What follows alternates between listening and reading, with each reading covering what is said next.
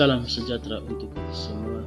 Perkenalkan, saya Fulgensius Kasa SPD, Guru SD Impres Bareng, Kecamatan Buya Suri, Kabupaten Lembata, Provinsi Nusa Tenggara Timur. Calon Guru Penggerak Angkatan 11. Saya akan mempresentasikan desain strategi dalam mewujudkan pemikiran Ki Hajar Dewantara, yaitu pendidikan berpihak pada murid.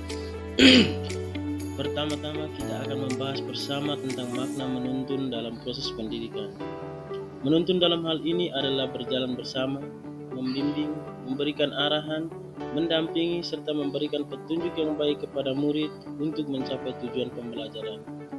Menuntun dalam hal konteks sosial budaya adalah dalam mewujudkan pendidikan anak yang relevan, adalah mengarahkan anak untuk menemukan potensi yang ia miliki, untuk menggali kembali potensi-potensi apa saja yang dimiliki di daerahnya masing-masing sesuai dengan kodrat alam dan kodrat zaman. Selain menuntun, Ki Hajar Dewantara juga menghendaki agar pendidikan itu berhamba pada anak. Di sini kita dapat memahami bahwa pendidikan yang berhamba pada anak merupakan pendidikan yang menitik beratkan murid sebagai prioritas utama yang harus dilayani, atau dengan kata lain, murid menjadi objek utama dalam pendidikan. Pendidikan yang berhamba pada anak juga menunjukkan bahwa pendidikan harus berpusat pada anak, di mana sebagai pendidik kita harus lebih mengenal betul karakter, watak, minat, dan bakat murid. Dengan demikian, pendidik harus memberikan seluruh perhatian, tenaga, dan pikiran yang ikhlas dengan penuh cinta kepada murid. Menuntun dalam proses pendidikan yang berhamba pada anak tentunya bermuara pada tujuan pendidikan menurut Ki Hajar Dewantara, yaitu menuntun segala kodrat yang ada pada anak agar mereka dapat mencapai keselamatan dan kebahagiaan yang setinggi-tingginya, baik sebagai manusia maupun sebagai anggota masyarakat. Ki Hajar Dewantara mengibaratkan guru dalam hal ini pendidik sebagai seorang petani dalam menuntun laku dan pertumbuhan kodrat anak. Murid diibaratkan bibit tanaman padi, dan sekolah atau pendidikan diibaratkan sebagai lahan yang siap ditanam. Sebagai seorang petani tentunya akan menginginkan hasil yang baik. Maka dari itu, untuk memperoleh tanam yang baik, maka petani harus melakukan beberapa kegiatan. Di antaranya yang pertama, mempersiapkan lahan hingga siap untuk menanam benih. Begitu pula dengan pendidikan, untuk memperoleh atau menghasilkan output murid lebih baik yang berguna bagi nusa dan bangsa. Maka dalam hal ini guru sebagai pendidik perlu menyiapkan lahan yang baik, yaitu persiapan diri tentunya yang utama, dan juga lembaga pendidikan yang baik, mulai dari lingkungan pendidikan, sistem pendidikan, kurikulum, dan lain-lain yang mendukung keberhasilan murid ke depan. Yang kedua adalah menanam benih padi. Setelah proses persiapan lahan, maka benih siap untuk ditanam. Begitu pula pendidikan. Setelah pendidik mempersiapkan segala hal yang dianggap sudah cukup dan bisa dimanfaatkan, maka proses pendidikan sudah mulai dilaksanakan. Yang ketiga, merawat padi.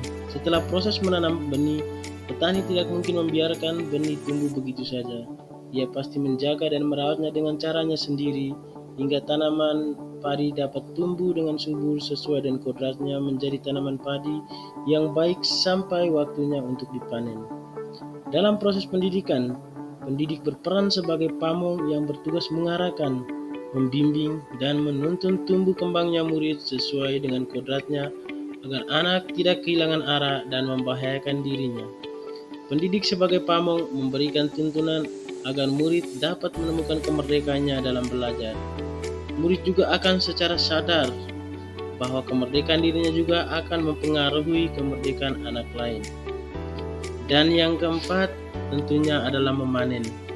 Hingga saat tiba, petani akan memanen hasil sesuai dengan keinginan. Begitu pula dengan pendidikan. Output yang diinginkan pendidik dapat tercapai sehingga kedepannya berguna bagi diri sendiri, sesama, dan bangsa. Ki Hajar Dewantara juga menjelaskan bahwa pendidikan murid berhubungan dengan kodrat alam dan kodrat zaman.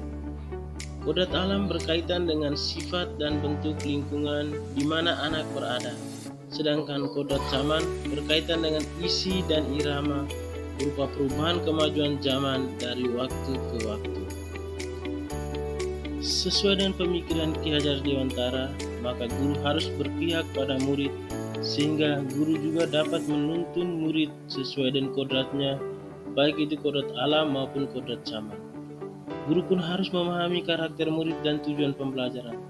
Hal ini akan terwujud murid yang memiliki kemampuan di bidang akademik atau intelektual dan juga memiliki budi pekerti yang luhur. Kenyataan bahwa dalam menjalankan pendidikan masih terdapat banyak guru yang tidak tahu atau belum mengimplementasikan pengajaran pemikiran Ki Hajar Dewantara. Masih banyak sekolah yang menerapkan pembelajaran teacher center, padahal pembelajaran tersebut sudah tidak relevan dengan perubahan zaman dan karakter murid zaman ini. Dengan metode teacher center atau pembelajaran berpusat pada guru, maka murid tidak menemukan kemerdekaan yang penuh untuk dapat mengembangkan potensi pada diri murid-murid tersebut. Masalah tersebut harus dicari solusi yang tepat agar tercipta pendidikan yang berpihak pada murid sesuai dengan pemikiran Ki Hajar Dewantara. Cara yang bisa dilakukan oleh guru adalah memberikan kemerdekaan dalam belajar. Guru harus bisa memfasilitasi keberagaman murid dari segi kesiapan belajar dan gaya belajar murid, di mana guru memberikan kebebasan kepada murid untuk mengeksplorasikan dirinya, tetapi tentunya guru harus tetap berperan sebagai penuntun, sehingga murid tidak keluar dari apa yang diinginkan. Di sini guru dituntut untuk lebih kreatif dan inovatif dalam mengembangkan ide dan gagasan sesuai dengan perkembangan zaman dengan memanfaatkan berbagai teknologi yang ada. Implementasi di sekolah untuk menjawab tujuan pendidikan dan menumbuhkan nilai-nilai moral ke dalam jiwa murid. Guru dan murid SD Impres Bareng, Kecamatan Buya Suri melaksanakan beberapa program sekolah sebagai berikut. Kita lihat di sini yang pertama kegiatan budaya 5S sebagai budaya positif yang membiasakan diri untuk selalu senyum, sapa, salam, sopan dan santun saat berinteraksi dengan orang lain. Kegiatan ini rutin kami lakukan setiap pagi untuk menyambut kedatangan murid di sekolah. Kegiatan ini sejalan dengan tujuan pendidikan agar menjadikan murid yang berkarakter nilai luhur, bangsa dan agama.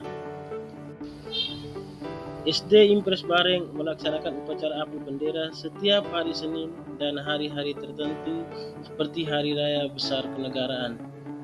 Kegiatan ini sebagai bentuk dorongan sikap dan kesadaran murid untuk menghormati bangsa dan negara tercinta di kalangan murid. Kegiatan ini juga dapat menumbuhkan rasa nasionalisme yang merupakan jiwa bangsa Indonesia.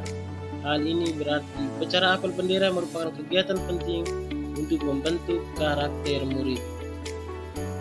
SD Impres Bareng melaksanakan kegiatan rutin, yaitu kegiatan pramuka yang kami laksanakan setiap hari Jumat kecuali hari libur.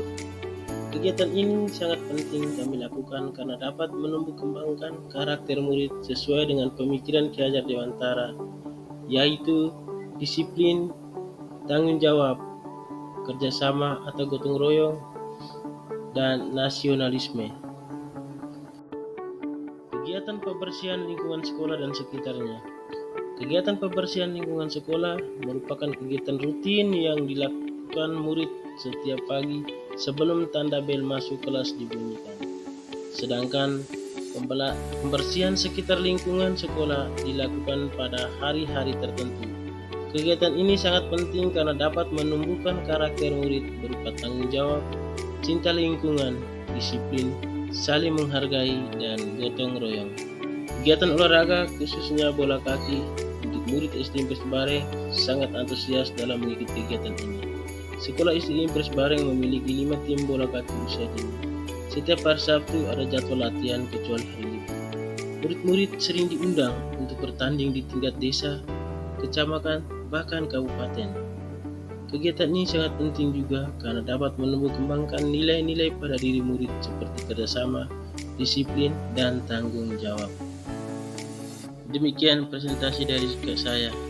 Terima kasih.